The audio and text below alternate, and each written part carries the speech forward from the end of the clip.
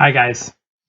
Thanks for sticking around. Dom generously offered 2 additional Flinthook keys for folks, so we will raffle those off as well. I'm actually super curious. This is my first time using the raffle system, so we're gonna do one of them. I'm gonna try to do one of them now, but I'm leaving the raffle open.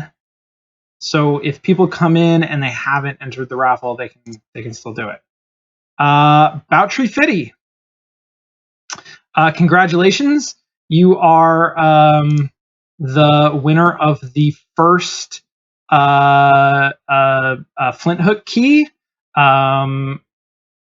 That I'm glad that you got it because it is a fun game and you will have fun with it.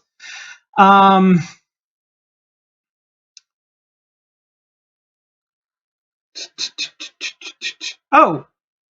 I sort of missed this. Okay, so I'm gonna come back to that. Dom, no, actually, yeah, I'm gonna come back to that. Okay, we'll do a couple of more of these raffle drawings over the course of the Q&A. How's that sound? So chat voted to prioritize Dom's questions. So we're going to do some of those first, and then we'll get to some of the other questions that are on here that got asked. But I'm excited about this. I'm eager to hear what kinds of things Dom is interested in asking me or talking to me about, having just watched me play through his game. I like that. That's a cool sort of experience. Normally, when I am having this kind of an interaction, it's with a student following like a play test, which is very different. Feels very different than this right here with this incredibly polished game. Okay, so first question. There are many things that are unexplained at first: variance, permanency of currencies, the way perks work, the effective XP, so on. Do you feel like it was overwhelming at some point? And if yes, what was too much? If no, what made it not too overwhelming? So I will definitely say that, like, there were overwhelming moments, but I felt like the overwhelming moments were presented. So specifically, I'm thinking about, I think it was the first,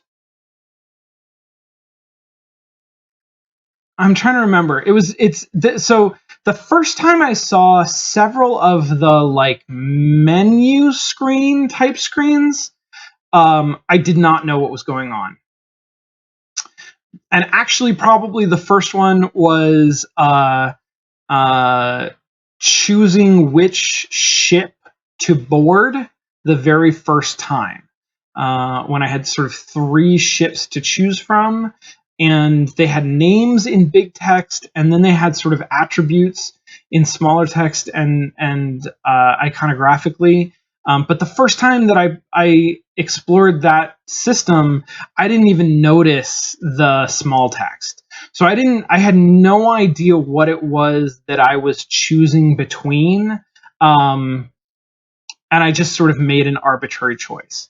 And then, later, I think the XP, the first time I died, the screen where you get your score, where you see how much XP you got, and you get like a record of all of your, the things that you did over the course of that play, that run.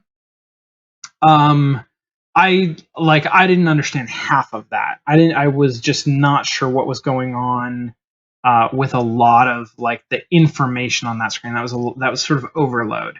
But again, like, it didn't stop me. And I think that's a key lesson for designers, is that a player's response to any kind of information or cognitive overload is not what you might expect. It's not to like stop and turn away. It's not to like stop and try to puzzle everything out. It's to like try to keep going blindly. That is the instinctive response. Like, I don't understand some of this stuff. Maybe I can ignore it. I'm going to try to ignore it and see how far I can get, like, doing that. And I think it's really important for you with any kind of a game, honestly, but especially a game like this, where you are expecting the player to learn things gradually and learn things through direct experience, right? You're not tutorializing every element of this game. You're tutorializing very, very well the like basic mechanics, but a lot of the larger overarching game systems you're not tutorializing, and a lot of the sort of variation within the game, all of the different enemy types and that kind of thing, you're not tutorializing.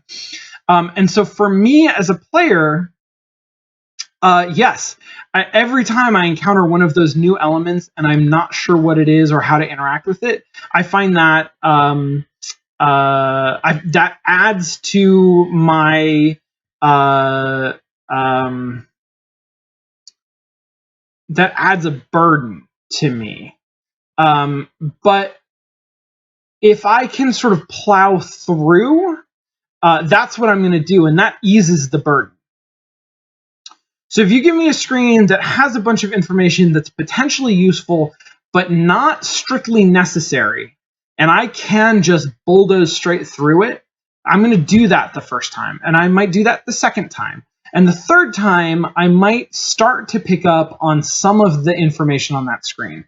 And as long as my play experience is not adversely affected by having done that, it can be, I can miss out on important things. Like I didn't have this information, and having that information would allow me to do something better, would make my play deeper, or more meaningful, more strategic. But if I don't have that information, if I don't understand it, if I just keep going, I'm not crippled by that. There's nothing that sort of prevents my basic play of the game.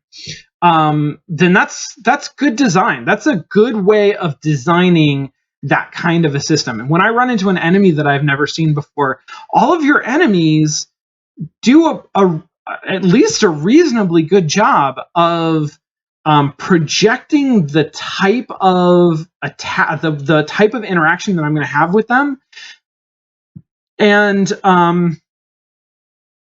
allowing me some margin of trial and error.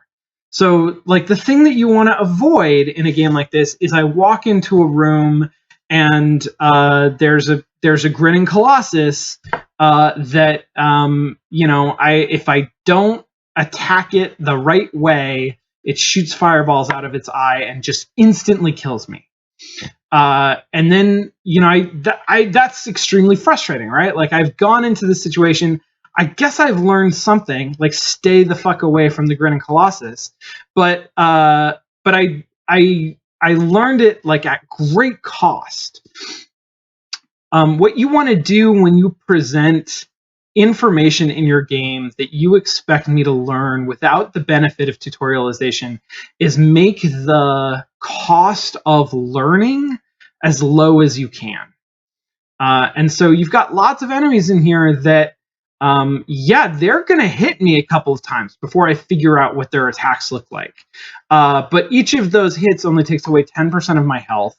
And so under normal circumstances, they're not going to kill me instantly. I can get hit by them a couple of times and figure out how they work, and not be in great shape, but get through it.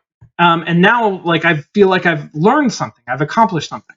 So I think this game does that really well. It does a really good job of showing me how to use the things that I desperately need to know, and then giving me space to learn the things that come later.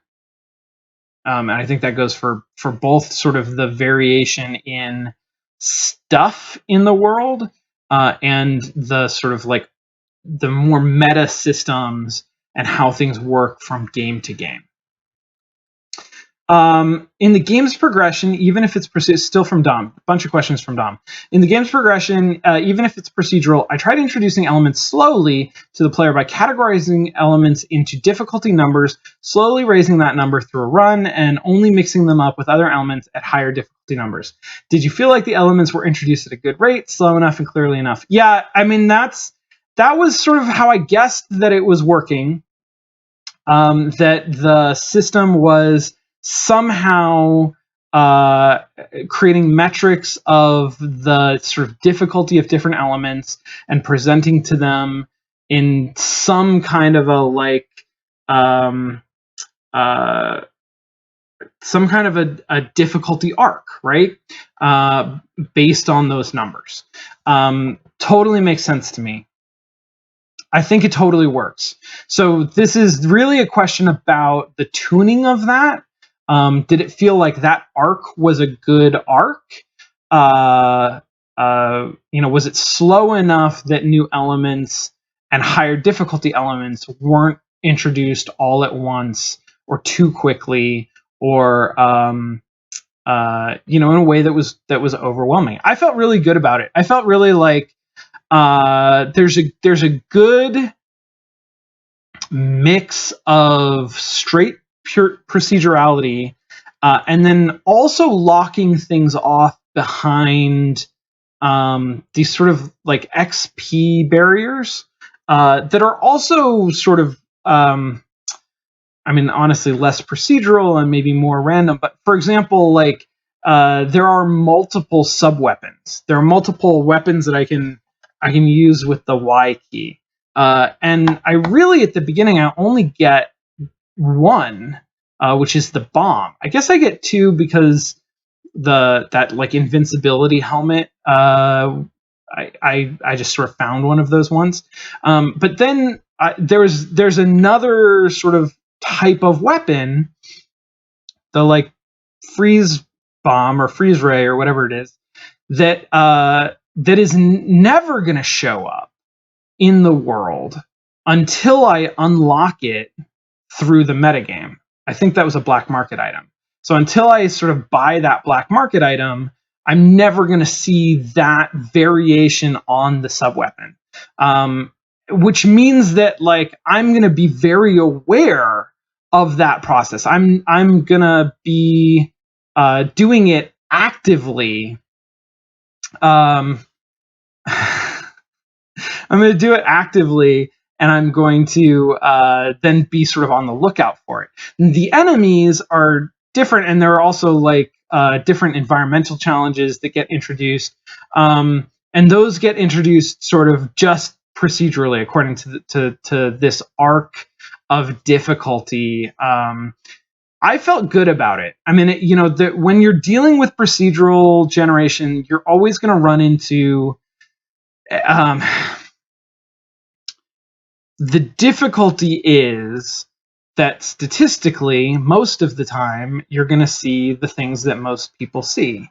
And it's going to be hard for you to see and notice and call out edge cases, things that don't happen very often. So I don't know what the edge cases look like in this game, and I don't know how frequently they crop up and how bad it might get when they do. Although, frankly, the way that the game is structured with that metagame, with the persistent elements, even if I felt like I got like gypped by entering a room that was absurdly difficult compared to what I felt like it should be, because the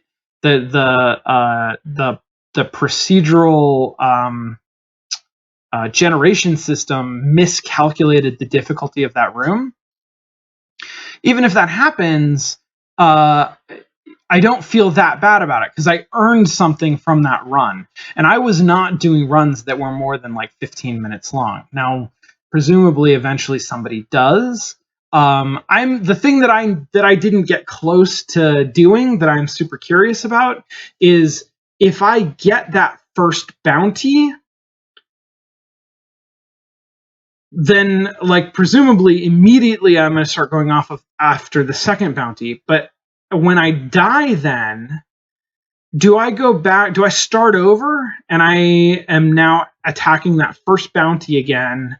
And so I essentially have to like beat the first bounty and then beat the second bounty all in a single run of the game, or do I like unlock the second bounty, and so now I maybe can go back and play the first bounty again, or I can skip it and go straight to the second bounty.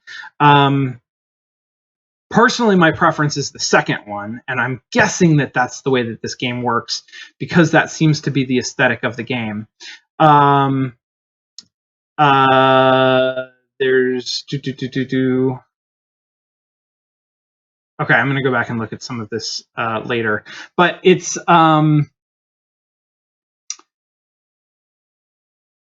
especially in that case, then like any single death is not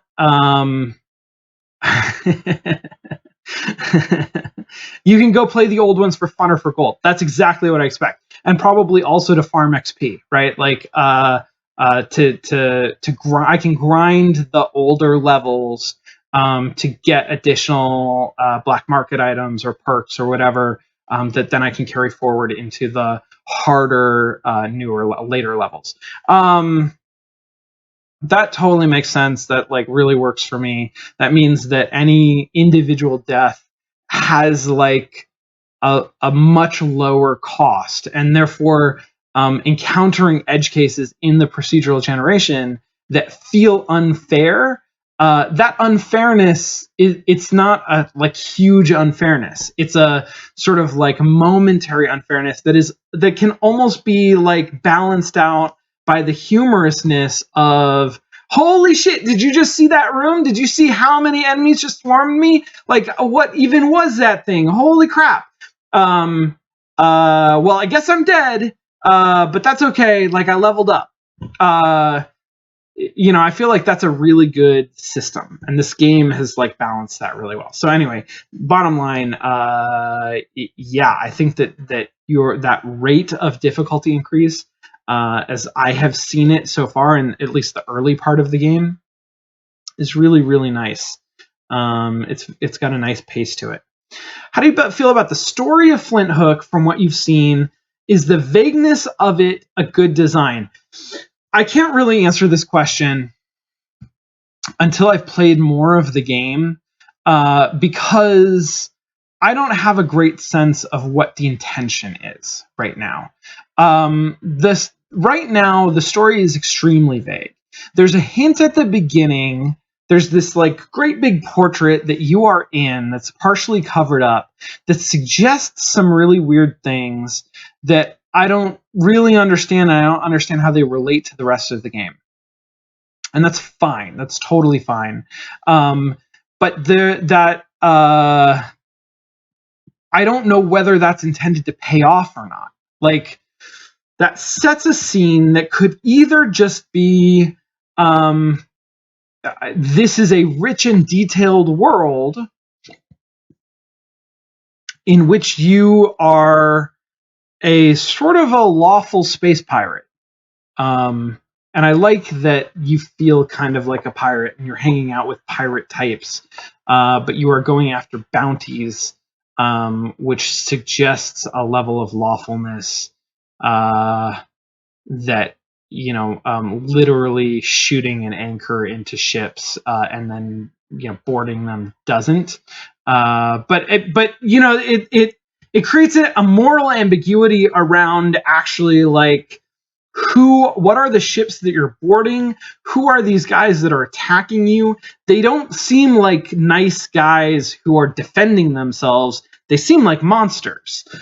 So you're boarding ships that are full of monsters, and you're stealing treasure from the monsters in order to ultimately hunt down bounties, which to me suggests outlaws.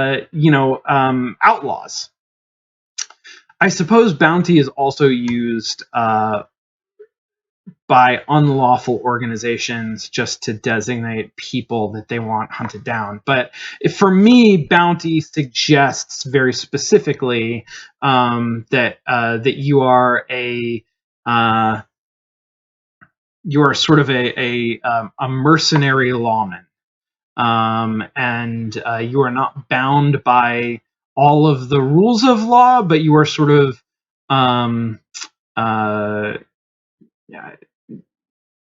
you hew to the spirit of law.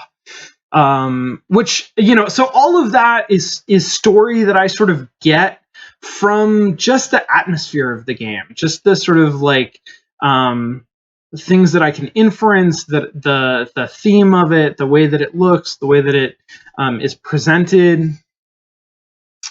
I don't know if, and that could be all that there is, and that would be fine. I'm a bounty hunter. I'm going from bounty to bounty. I am I'm sort of taking treasure from these ships in order to further that cause. That's plenty of story for a game like this. There's a suggestion that there might be more story than that there's some kind of a familial relationship that will get revealed. There's sort of a implied progression of bounties that may have an end. Like, is there a big bad at the end of that, or does it just go on forever? It's none of these are explicit, and so it's really hard for me to say whether the game is setting up properly the stories that it wants to tell, because I don't actually have a sense of what stories it wants to tell. I think that it very well could be, like, it could go from here and tell some actual stories that give the character like backstory or some kind of characterization that give context to the world that he inhabits, that sort of explores more of that question of morality. Who are the bounties that you are hunting down, and on whose behalf are you doing that? And the game could easily address those questions, or could easily ignore them. And if it ignores them, I think that it's probably fine. Like, it can get away with doing that. If it addresses them, then probably that's great. It depends on how it addresses them. But I think there's, it leaves itself a lot of leeway to address them well, and in interesting ways that tells interesting stories. Yeah, I'll keep answering questions for a little while. Some players are asking for a way to customize controls, because they came in expecting a twin stick game, which admittedly, the premise of a like hook shot shooter, that does suggest twin stick to me. That suggests an independent aim, and move. So it's not surprising to me that people would come into the game with that expectation. I've tried this control scheme and know for sure that it's bad. Do you feel like it'd still be better to always give the option to the players, even for control schemes that are design-wise potentially bad? All right, so, oh god.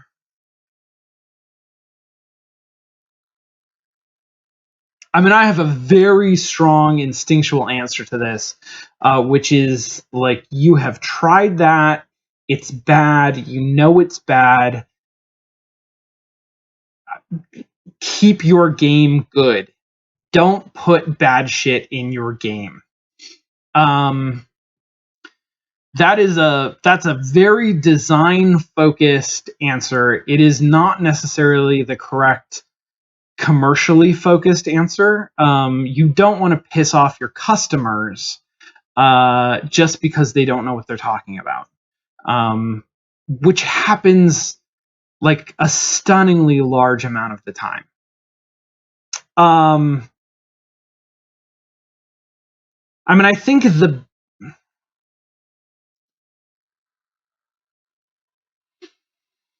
that's a tough one. That's a tough one.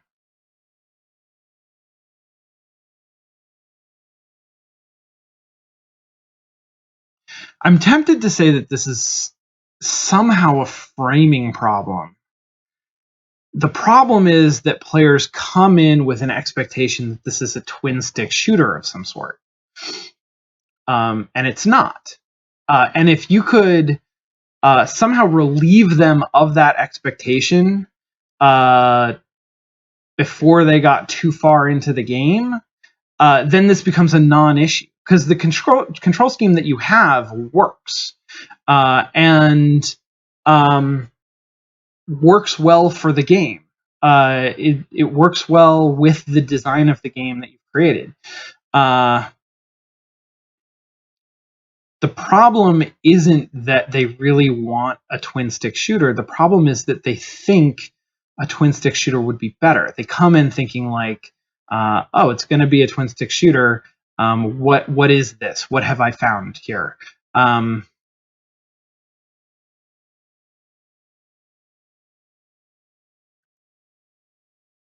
don't know how to do that though. I don't know how to do that, and I don't want to complicate the game too much. I mean, I'm thinking, is there something else that you can do with that other stick that makes it seem like there's a reason that you're not using it in a traditional twin stick shooter way, even though the thing that you are using it for is entirely non-essential? Because I think the point that you're bringing up is that you don't want people using that stick at any point while they're playing the game because their thumb needs to be on buttons. And if they're actually using the twin sticks, then they can't reach the buttons that they need to reach to actually play the game.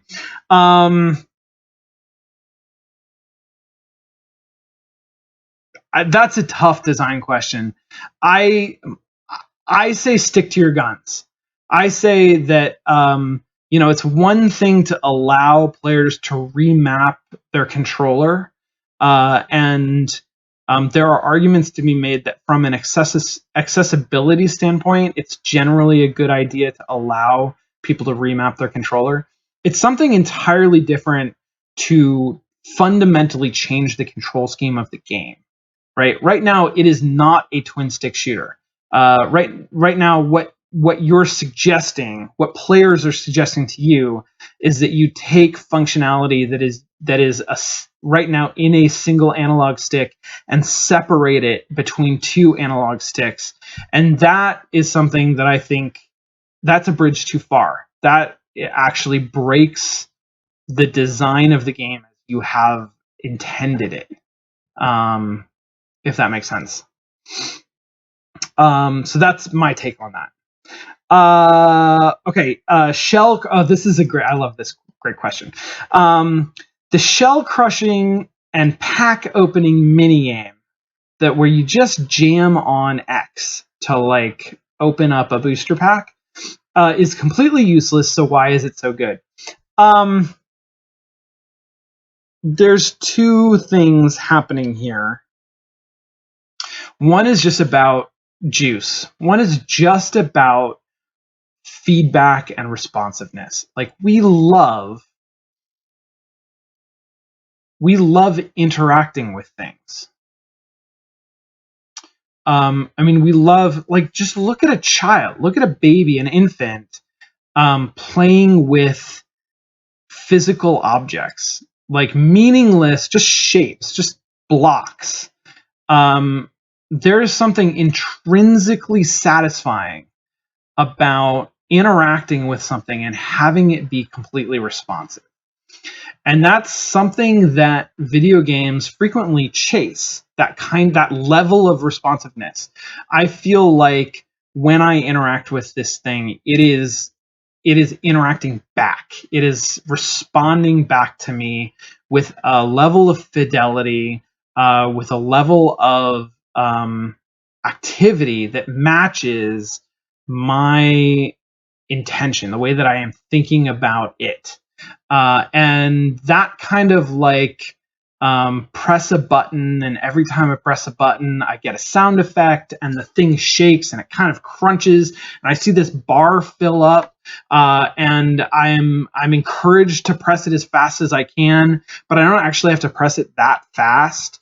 And that is reminiscent to me of the joy of like just physical mobility, right? Why do children run across a field when they could walk? Because it feels good to exert that force on the world, to be in it and to be moving. And it is fun to do it when you're not racing. It's fun to do it because you're not racing. It's fun to like skip, right? What is the point of skipping? But we enjoy doing it. There's something sort of fundamentally enjoyable about doing it. And I feel like button mashing, there's two ways that you can approach it. One way is the sort of God of War way, where it's a struggle. There's an intensity to it. And you've got to you got to try to do something.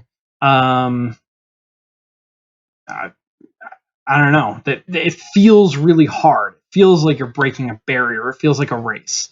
And the other is something like this, where it's just like push the X button for the joy of pushing the X button. And the game is going to do everything in its power to accentuate that joy.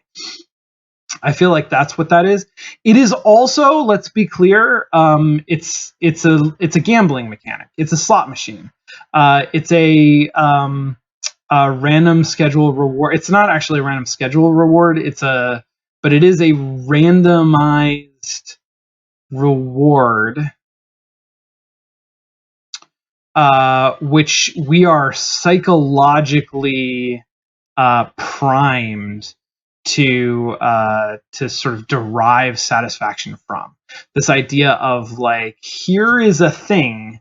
It could be anything. It could be really good. It could just be kind of good. Do you want to see what it is? Let's look at what it is. Human beings love that shit, right?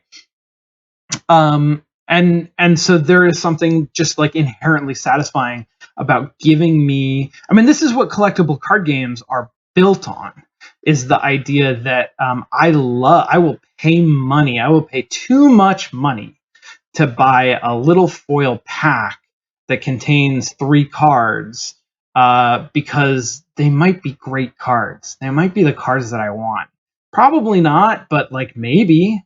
And so, it's incredibly appropriate to me that you use the metaphor of the booster pack, because that is absolutely what you're doing here. It's you're giving me a little mystery. You're giving me a little lottery ticket, and it's always going to pay off something, and maybe it's going to pay off big. And that just that tickles the brain. Okay, yeah, let's do another. Speaking of gambling, Pandar 11. Is Pandar 11 in the chat still? Pandar 11 has won a copy of Flinthook. Congratulations! Thanks for sticking around for the Q&A. I am between me and Dom and Eve. We'll contact you through sort of Twitch Whisper and figure out a way to get you the version that you're interested in of the game. Okay, and now I have some more questions. Oh, this is perfect. I have a few more questions from other folks in the chat. Dom, thank you so much for asking those questions. That was really, really interesting stuff to talk about. Great sort of prompts. I hope that I gave satisfying answers to some of them. But I feel like that was it has been an absolute pleasure to have you in the chat and have you participate in this while I play the game. Okay, other questions. Jay Leclanche, I apologize because I feel like I always pronounce your name differently and wrong every time. You're tasked with designing the sequel for this game, and it's called Flintstone. What's it about, and how does it play? Okay, so Flinthook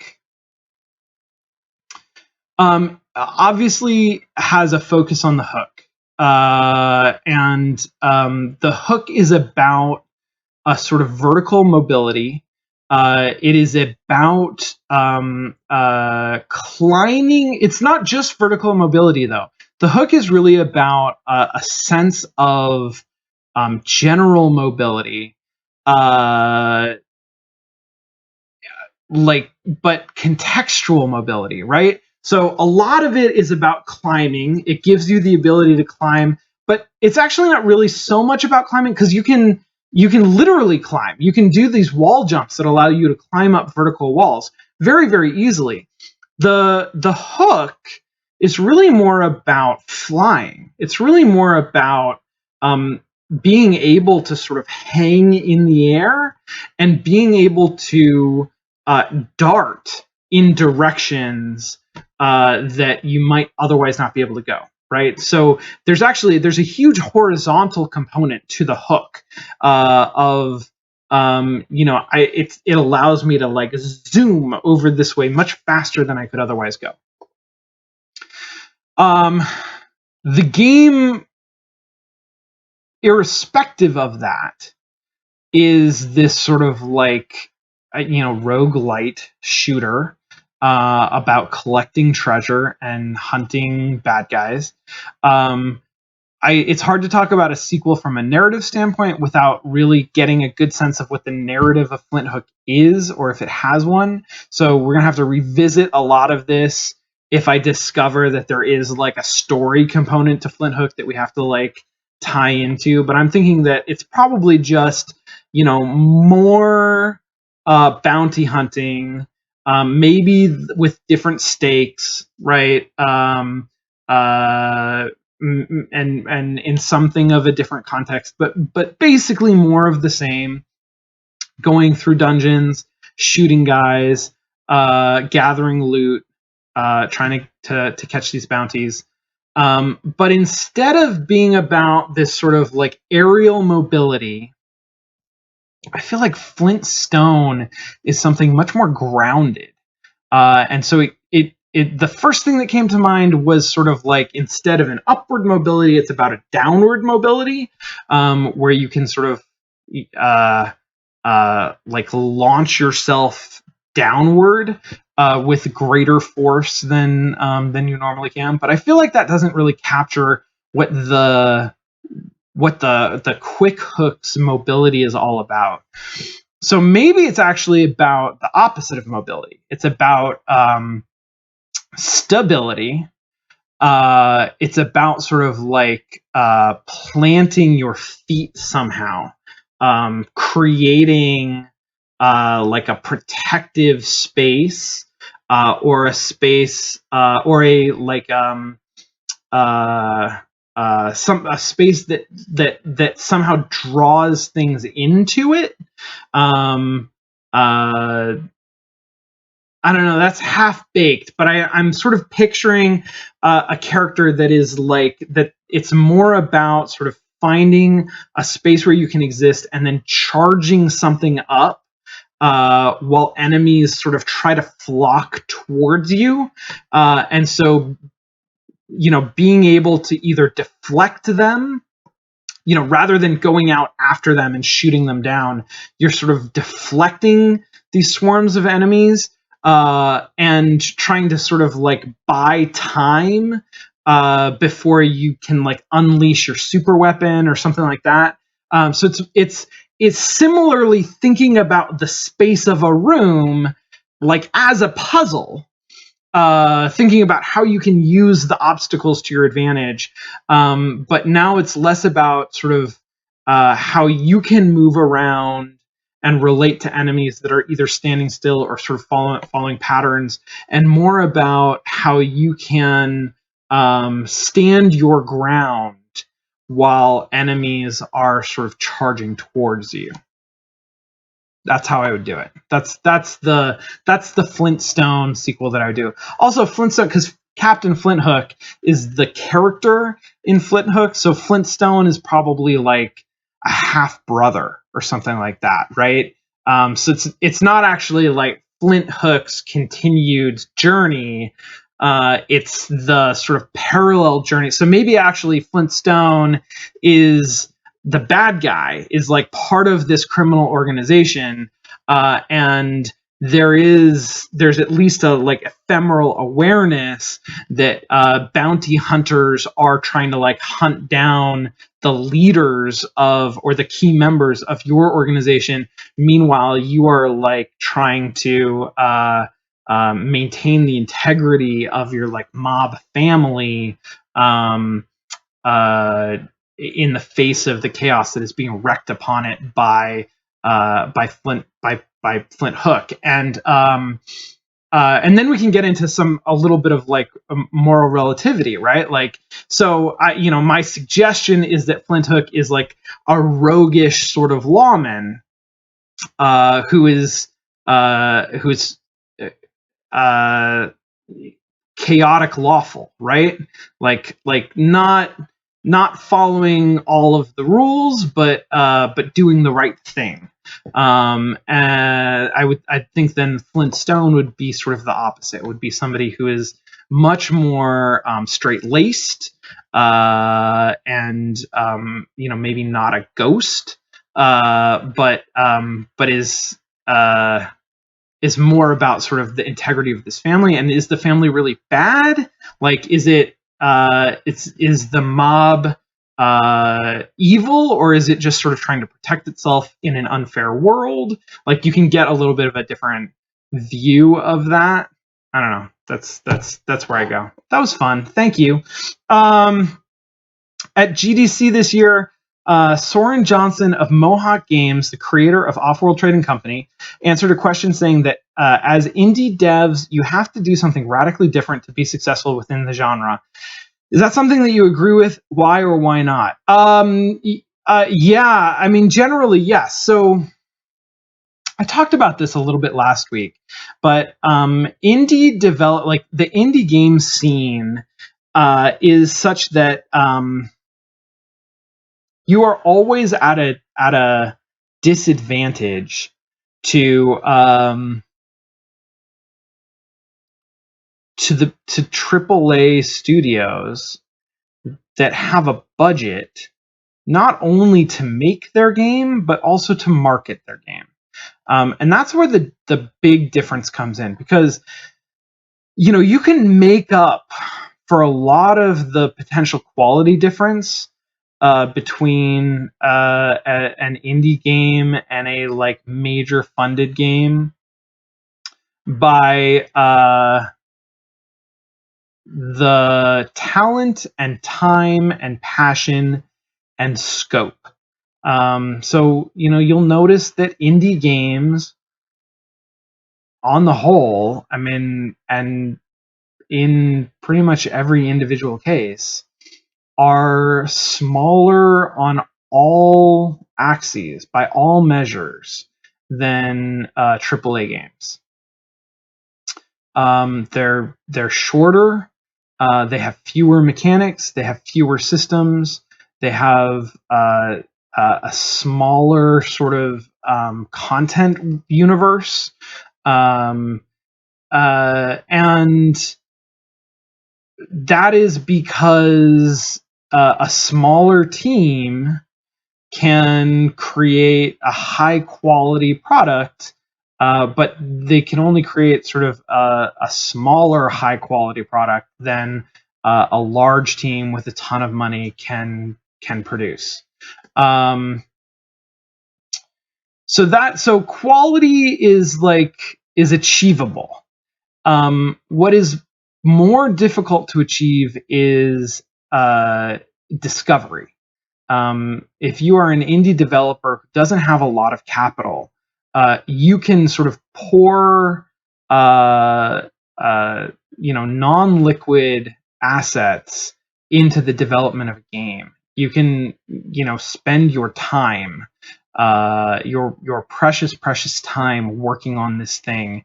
You can take your own skills and put it towards the game that you're creating. You can leverage the friends that you have and trade on the hope of future success, monetary success.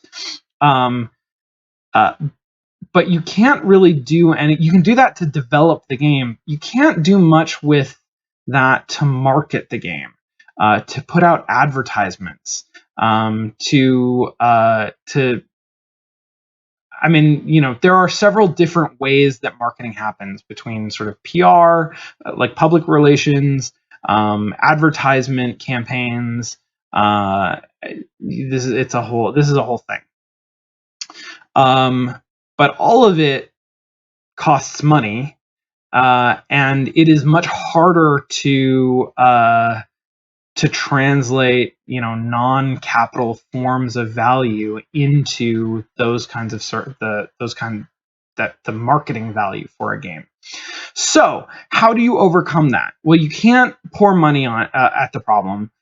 So you need to attract attention. You need to sort of do something that is going to catch attention. Like, you can't put together a really glossy trailer that is all cinematics. Look at, like, for example, Dead Island. Do you guys remember Dead Island? Dead Island was like some kind of a survival zombie game. I never actually played it. It actually got decent reviews, I think, but not like outstanding reviews. Its claim to fame is that it released a trailer before the game came out that was a fascinating cinematic. It was a cool little, like, 2-minute movie that had almost nothing to do with the game, but was super, super neat and went viral. And a lot of people picked it up and they shared it with their friends. And gaming press agencies picked it up and published about it. And everybody heard the name Dead Island. And it didn't matter that it had nothing to do with the game, because they were able to spend the money to put together a cinematic trailer that had nothing to do with the game, that was catchy enough that it could get attention, and get their name out into the world and allow people to discover the game. That is harder for indies to do. That kind of thing. It's also, I mean, it's hard for AAAs to do. Like, it's often hit or miss. They got lucky. Dead Island, I think, got really lucky with what they did. Big companies like Blizzard, or, I guess BioWare. I mean, EA does a lot of this stuff, but, like, Blizzard is really good at it. Valve is also super good at it. They'll put together advertisements that have no they're not recycling assets from the game. They're entirely new things, which means that they cost a lot of money to produce, but they're high quality and they get attention and they attract people towards the game. It is really hard for indies to do that kind of thing. On the other hand, if you create a game where time only moves when you move, like Superhot, then that is a story right there. That is so sort of strange and radically different and enchanting that people will talk about that. And it doesn't cost you anything extra because that's the game. You developed that game, right? You did something radically different in the game, and that is what will sort of generate attention for it. Flinthook is interesting, and I'm really curious to sort of follow how it does. My suspicion is that it will do at least reasonably well. It seems like it's gotten it had a lot of focus on marketing it, on sort of making sure that people were aware of it, and putting it out there and generating some hype before it released and as it released. And I love seeing that. I love that like indie devs are savvy enough to be able to do that, and that as an industry we're sort of we have the infrastructure built up to be able to do that. And it has some things that are certainly unique to it. It has unique selling points. It's got like some really interesting standout sorts of elements, but I don't know that I would say that they make it radically different.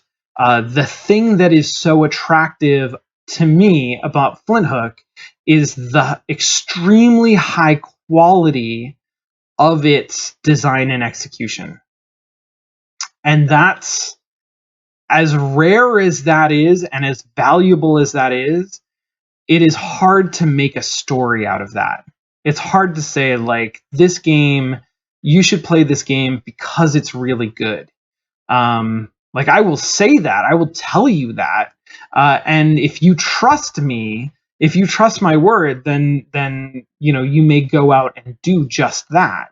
But it's easier for me to say, like, this is a shooter where you like don't shoot. I don't know. This is something like totally crazy that you never could imagine. Like, how does it even work? I never thought of that.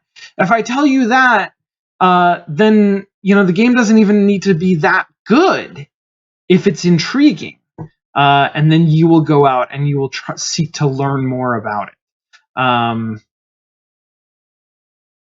So yeah, I feel like Flinthook is in a place where it has done a lot of things very, very solidly, and it is my desperate hope that that is enough for it to gain traction and find some success. But that's a hard road. Like, just doing things well, preparing well, and then executing well. It's hard to be successful. Yeah. I mean, it's a tough world.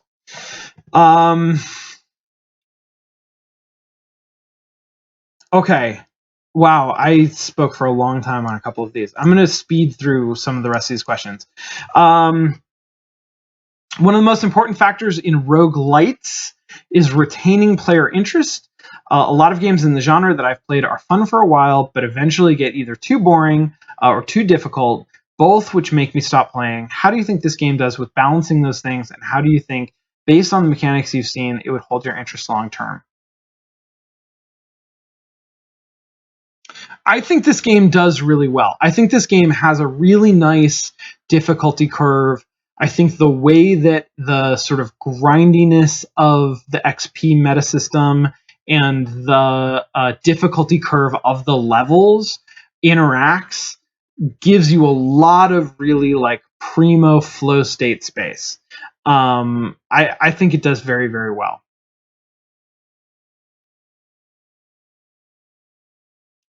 That said, I mean, I think that this challenge that is being described here, um, is I mean, that's sort of a universal tension between being sort of trivially easy and therefore boring, and being sort of incomprehensibly difficult, and therefore frustrating. And staying inside those constraints. That's all games struggle with that. Um, Procedural generation games can struggle with it especially hard because they're not hand designed. Because there's, at some level, you are releasing control over actual sort of structure of moment-to-moment play, which makes it harder to control where that moment-to-moment play exists in between those two, like, really pretty hard constraints. You have to have a lot of trust in your procedural generation algorithm, that it's going to consistently create things that are not too easy and not too hard. And that's not impossible to do. But you have to have a good algorithm, and you have to, like, really refine it. And it takes a lot more work to sort of create a system that can generate situations that consistently stay in that sort of that path of good design, than to just create situations that stay within that path of good design. So, I mean, I would say that the little bit that I experienced of Flinthook, it does it remarkably well. And based on what I've seen, I would expect for it to continue to do it very well, for at least a while.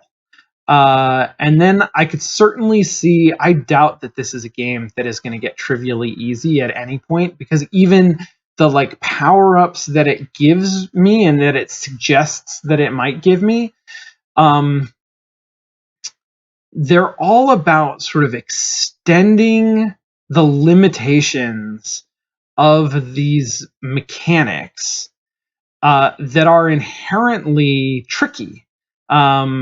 Using the quick shot, the quick hook, whatever it's called, to, like, fly around the stage. Even if I, like, extend the length of that, and I make the auto aim better, and I do all of these things, and, like, now I can soak up damage, and the enemies don't really concern me that much. There's enough around the, like, navigation of that space that's full of spikes and laser beams and things that it would be hard to get it trivially easy. I think the real danger is in it getting that difficulty curve getting steep, and the sort of natural defense that the design of the game has set up against that is that you can continue to sort of grind your abilities forward. If that difficulty curve gets too steep, then the XP grind becomes a slog. It gets saddled with all of the negative connotations that grind can sometimes have. And I think that's the bigger danger. I don't expect that to happen soon, and I don't have a great sense of what the scope of the game is. Like, does it end at some point? When does it end? How many levels are there? And I didn't even get to the second level, so like, how much harder does it get from level to level? I think that's the danger that I would look out for. But based on the quality of the design that I've seen so far, I don't expect it to do that, in a ridiculous way. What are your thoughts about the hook shot not being really necessary until later? Does that create an ambiguous teaching moment early on when it's introduced but not needed? I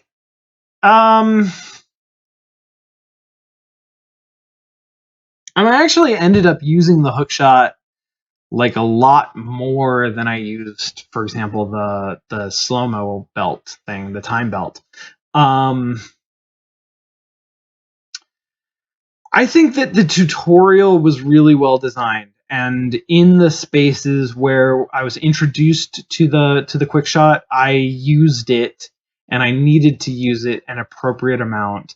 When I sort of then got dropped into the procedural generation of the regular game, yeah, there were periods where it was not as important to use the quick shot. Um, but there were always opportunities to use it. And I think that I actually used it quite a bit. I just didn't necessarily use it in combat. I think it took me a while to sort of like get more used to the idea of combining all of the different things that I was learning how to do. Um, yeah. So I actually don't really feel bad about that. I mean, I definitely like noted it and I said something about like I'm not really using the hook shot and I don't really feel like it's necessary. But I think some of that is just an inevitable effect of the cognitive overload, right? And the game did a good job of always like never letting me forget that there is a hook shot. And making me use it. I mean, literally making me use it to exit every single room. So always keeping it sort of in a place where I was uh, I was I was able to bring it back into my my fighting tactics, I guess, as I was comfortable to do that. Do you think a lot of AAA games suffer, in quotes, because they have investors who expect a release date, thereby pressuring the dev team to meet a lot of expectations in a limited amount of time? It depends on what you mean by investors. Here's the thing about AAA games. Here's the thing about all games. They're insanely expensive to make. And it's actually like I don't know why, uh because what they suggest to me is that everything is insanely expensive to make.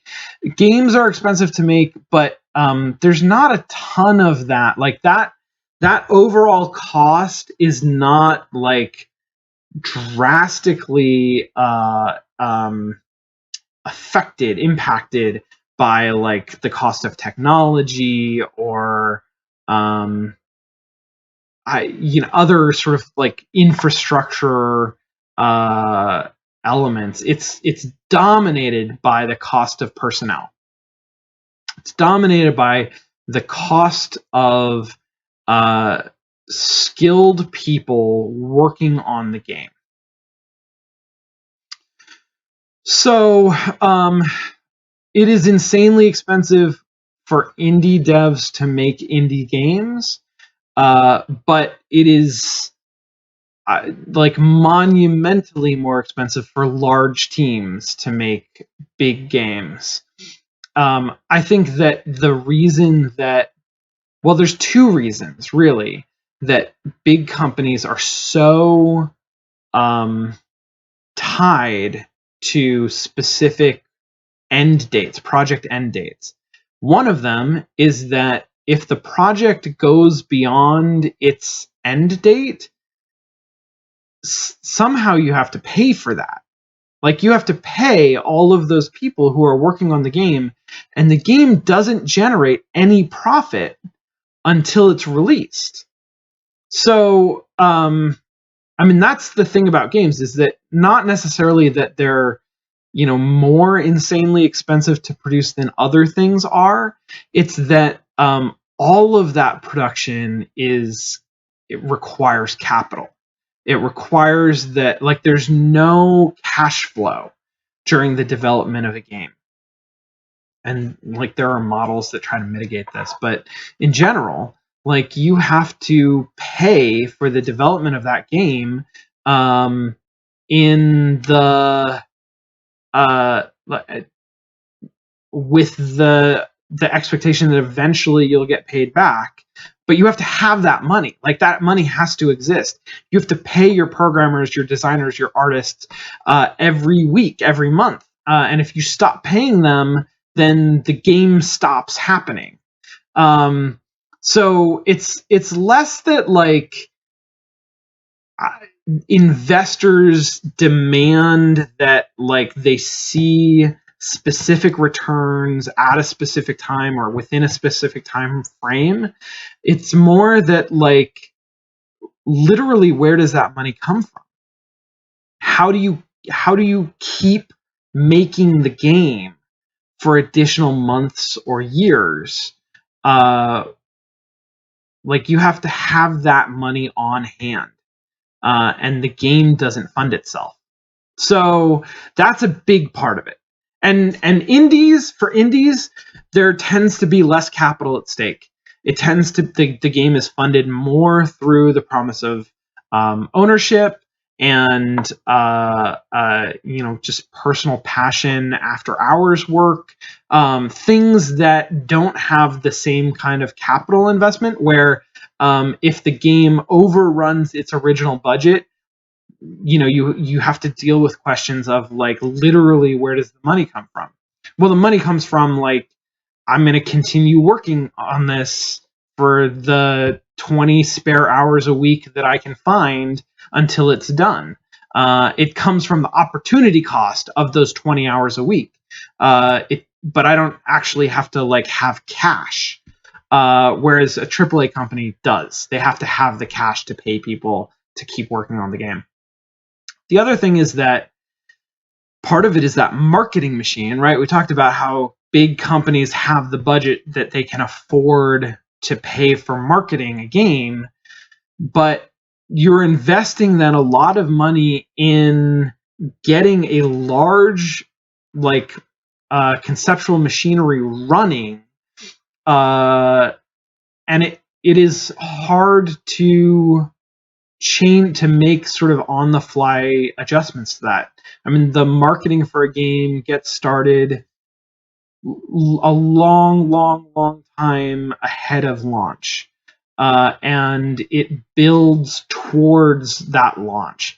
And if you change that launch, then you are wasting money in that marketing machine. That you have to sort of like make adjustments to how your marketing buildup is working, how like all of the infrastructure, all of the logistics that you've put in place. If you're making 1 million copies of a game and it's supposed to like launch on a specific date, you can't just like produce that the day before. You have to have manufacturing lined up that is going to where you're saying like, I'm going to take your manufacturing plant, your factory, and I'm going to use it for 6 weeks at this particular time. And if I say like, okay, no, actually it's going to be a year later, well, that factory may have actually already booked the time a year later, right? So now I have to find a different factory. And like, how does all of that work? It becomes sort of like a logistical nightmare. So just all of the costs, the production costs, the logistical costs, the sort of like the costs of doing business, of managing a large project, all go sky high when you change the release date of a game. So it's much harder to do that when you have sort of like a big title. So the question was actually like, do AAA games suffer because of that? Yes and no. I mean, it depends on the game. It depends on the situation. I think that there are other things that AAA games suffer more from, and a lot of that has to do with production practices that are incompatible with a strict schedule. I think games can be produced on a strict schedule, but they have to be produced, intelligently. They have to be well produced, and they have to be produced in sort of certain ways. And I think that big AAA games that have lots of investors and that have specific expectations, there are lots of other factors that interfere with that kind of production practice. And so when you have a production practice that sort of continually changes spec or scope or introduces new ideas into the design of a game, and you have a production schedule that is inflexible, that can lead to disaster. And it doesn't always, but sometimes it does. And I think when we see AAA disasters, it's those two, irresistible force meeting an immovable object kinds of conflicts.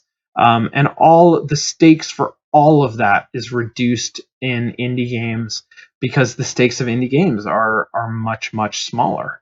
The resources that indies are work with are much smaller, and so what they can actually do with them is less. And so, sort of, the consequences of changing anything is less, and that can be really good. It affords indies a flexibility that AAA's don't have. At the same time, sometimes a strict schedule is a really, really good thing from a creative standpoint, from a production standpoint, certainly from a marketing standpoint, even for an indie. And I think indies often undervalue a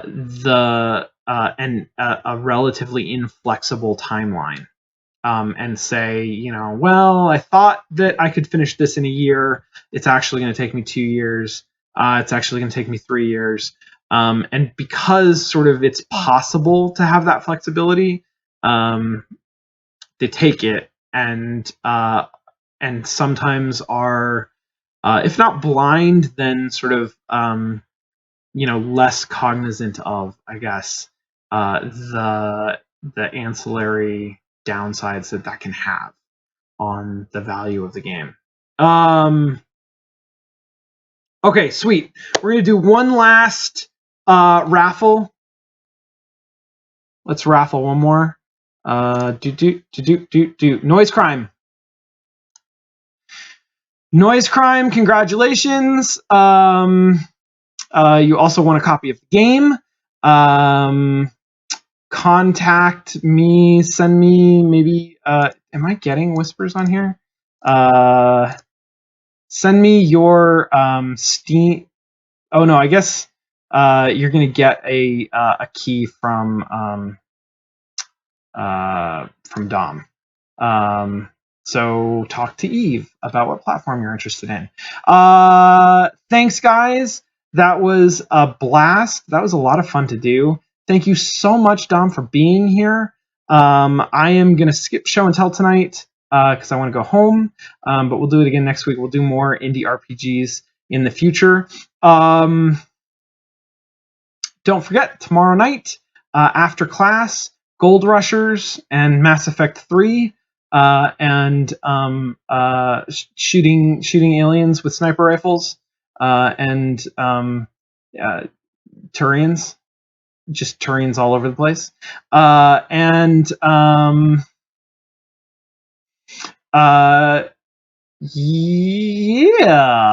I guess that's it. Again, thank you so much, Dom, for your generosity, giving us keys for Flinthook to give out. I'm really glad that we were able to do that. Thank you so much for being here, for taking the time, for interacting with the chat and asking questions. That was just a blast. This game was really a joy to play, and I am so glad that you were here and I got to sort of talk with you through the process. That was really a lot of fun. Yeah, I look forward to doing more of this sort of thing in the future. Have a great night, everybody. Thanks for joining me. I will see you tomorrow night and next week. All right, bye.